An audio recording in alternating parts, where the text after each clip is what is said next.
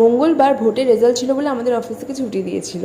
তো ওই দিনকেই সকালবেলা ব্রেকফাস্ট করে আমি এক থালা লিচু নিয়ে বসে পড়েছিলাম। তারপর অনেক দিন পর মায়ের হাতে ডাল ভাত খেলাম, মা নিজের হাতে খাইয়ে দিচ্ছিলাম। বিকেলবেলা কোল্ড কফি খেলাম, আর সেদিনকে আমি সারাদিন রেস্ট নিয়েছি। তো আমার সেরকম কিছু শেয়ার করার ছিল না, তো তাই জন্য আমি পরের দিনকে একটা মিনি ব্লগ শ্যুট করেছিলাম, যেটা আমি অফিস থেকে এসে ফলো হয়নি। কালী পুজোর জন্য পুজো দিতে যাচ্ছিলাম, আর আমি নির্জলা করিনি, আমি শরবত খেয়েছিলাম, কারণ অফিসে যাবো বলে নির্জলা করতে পারিনি।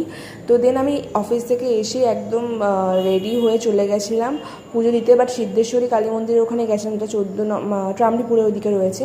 তো বাট ভিড় থাকায় আমি থানার মোড়েই কালী মন্দিরে পুজো দিলাম, খুব শান্তিভাবে খুব ভালো করে পুজো দিয়েছি। আর তোমরা তো জানো যে এই দিনকেই ঠাকুর মাকে ষোড়শী রূপে পুজো করেছিলেন। তো ভাবলাম যে মা ঠাকুরের জন্য একটুখানি মালা নিয়ে আসি, একটা করে মালা দিই দুজনকেই।